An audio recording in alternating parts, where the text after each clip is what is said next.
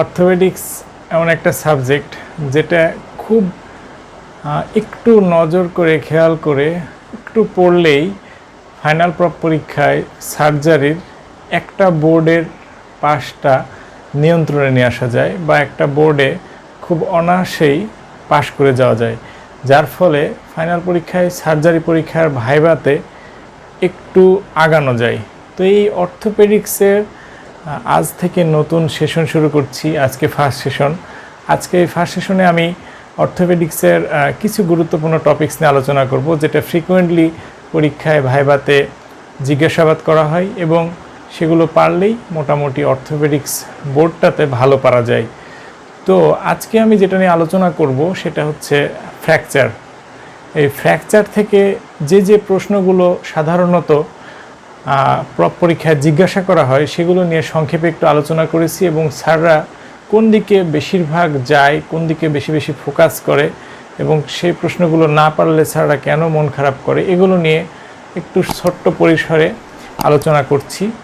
তো প্রথমেই ফ্র্যাকচার থেকে যেই জিনিসটা আস্ক করে সেটা হচ্ছে ফ্র্যাকচারের ডেফিনেশন।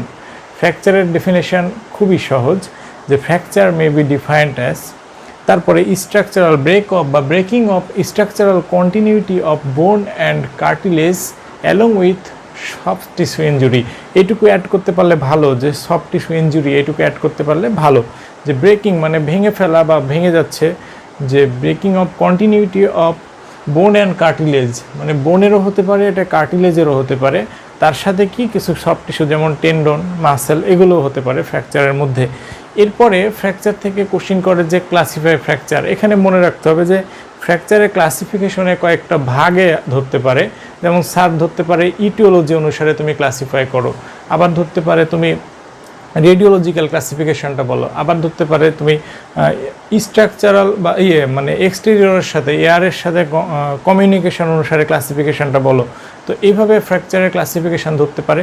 তা প্রথমে আমরা জানবো ইটিওলজি অনুসারে। দেখেন, ইটিওলজি অনুসারে ক্লাসিফিকেশান হচ্ছে ট্রমাটিক ফ্র্যাকচার, প্যাথোলজিক্যাল ফ্র্যাকচার এবং স্ট্রেস ফ্র্যাকচার। ট্রমাটিক ফ্র্যাকচার কি, যে কোনো একটা ট্রমাতে ফ্র্যাকচার হয়েছে, কোনো অ্যাক্সিডেন্টাল রোড ট্রাফিক অ্যাক্সিডেন্ট, এগুলো কোনো আঘাতপ্রাপ্ত হয়ে গাছ থেকে পড়ে যে এই ফ্র্যাকচারগুলো ট্রমাটিক ফ্র্যাকচার।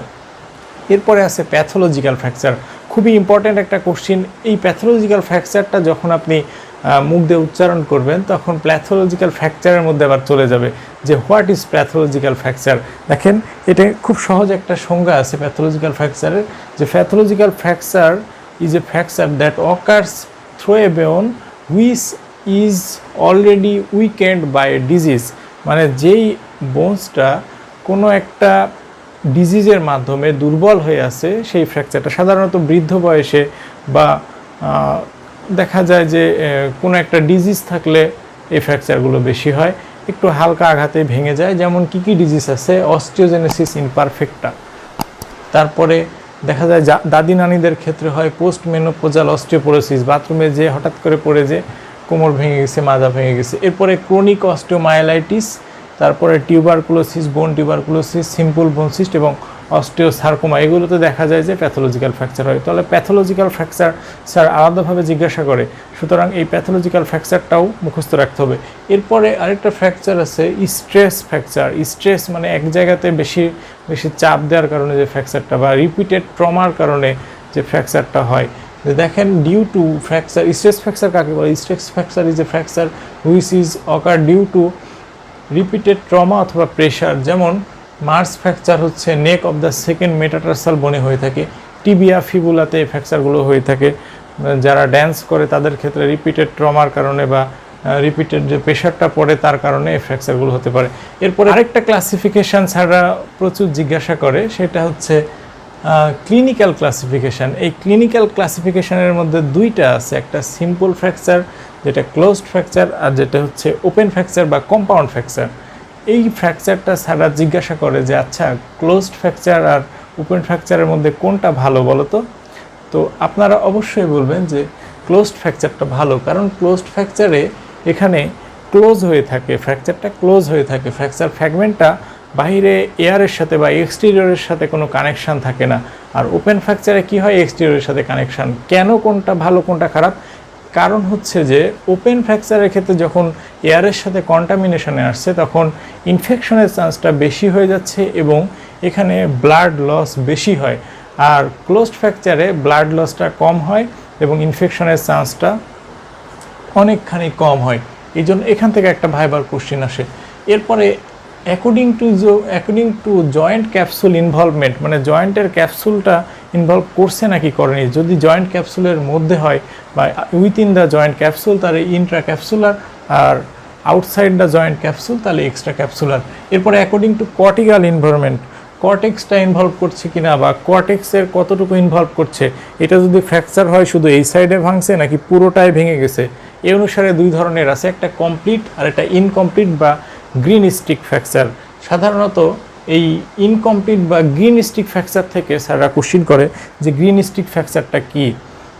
সাধারণত এইটার সংজ্ঞা হচ্ছে fracture when one cortex is intact and another বা আদার কর্টেক্স ইজ ব্রেক, মানে একটা সাইড, একটা ফ্র্যাকচারের মানে কর্টেক্সটা এক সাইডে ব্রেক হয়েছে আর এক সাইডে ইনট্যাক্ট হয়ে আছে। সাধারণত দেখা যায় যে বাচ্চাদের এরকম ফ্র্যাকচার বেশি হয়ে থাকে, গ্রিন স্টিক ফ্র্যাকচার। এখানে স্যাররা একটু ট্রিকি কোশ্চেন করে যে আচ্ছা এই ফ্র্যাকচারের ট্রিটমেন্টটা আমরা কি দিব, এই ফ্র্যাকচার তো এক সাইডে ভেঙে গেছে আরেক সাইডে ঠিকই আছে, তাহলে কি করবো, এটা এইভাবে সোজা করে রেখে দিলে তো ঠিক হয়ে যাবে কিছুদিন পরে।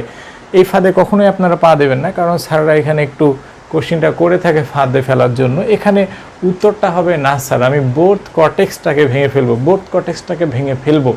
স্যার জিজ্ঞাসা করবে কেন, পাগল নাকি, এক সাইডে ভেঙে গেছে আমি আবার আরেক সাইডে ভেঙে ফেলবো, এটা তো পাগলেই কাজ করবে। তখন আপনি কনফিডেন্টলি বলবেন যে না স্যার আমাকে তাই করতে হবে। কারণ কি, যে স্যার যদি আমি বোথ কর্টেক্সটাকে ভেঙে ফেলে আবার আমি তাকে যদি ফিক্স না করি তাহলে কি কি হতে পারে স্যার, এখানে ম্যাল ইউনিয়ন হয় অথবা ডিফর্মিটি হয়, তাহলেই স্যার অনেক খুশি হয়ে মার্কস বেশি দিয়ে দিবে। তাহলে গ্রিন স্টিক ফ্র্যাকচার এটা আমরা সম্পর্কে জানতে পারলাম। এরপরে আরেকটা ক্লাসিফিকেশন আছে যে রেডিওলজিক্যাল ক্লাসিফিকেশন। ফ্র্যাকচারকে রেডিওলজিক্যালি কয়েকটা ভাগে ভাগ করা হয়, আমি ইম্পর্টেন্ট কিছু ভাগ দিয়েছি। যেমন ট্রান্সভার্স ফ্র্যাকচার সাধারণত অ্যাঙ্গুলেশন ফোর্সের মাধ্যমে হয়, স্পাইরাল ফ্র্যাকচার টুইস্টিং, এর বোন টুইস্টিং হলে এরকম হতে পারে। অবলিক ফ্র্যাকচার একটু অবলিকলি হয় যেটা টুইস্টিং, এবং কমিউনিউটেড এটা হচ্ছে সাধারণত মোর দেন ট্রু ফ্র্যাকচার ফ্র্যাগমেন্ট যদি পাওয়া যায়, ফ্র্যাকচারটা এমনভাবে হয়েছে যে ফ্র্যাকচার ফ্র্যাগমেন্ট দুইটার বেশি হয়েছে, তখন তাকে বলা হবে কমিউনিউটেড ফ্র্যাকচার। এরপরে এখান থেকে আর কিছু কিছু প্রশ্ন যেমন ছাড়া ধরে যে ফ্র্যাকচারের ক্ষেত্রে আচ্ছা ডিস্টাল না প্রক্সিমাল পার্টটা বেশি ডিসপ্লেস হয়। তো স্যার অবশ্যই ডিস্টাল পোর্শনটা বেশি ডিসপ্লেস হয়। কেন হয়, এখানে মাসেল কন্ট্রাকশন করে এবং গ্র্যাভিটির জন্য আর ফোর্সটা ডিস্টালি বেশি লাগে এই জন্য। এরপর আরেকটা কোশ্চিন করে যে আচ্ছা এই রিস্টের চারদিকে কয়টা ফ্র্যাকচার হতে পারে। এখানে মোটামুটি 5-6টা নাম দেওয়া হয়েছে। দেখুন Colles fracture, Smith fracture, Barton fracture, Chopart's fracture, intraarticular fracture. অতটা ইম্পর্টেন্ট না কিন্তু মাঝে মধ্যে স্যাররা ধরে।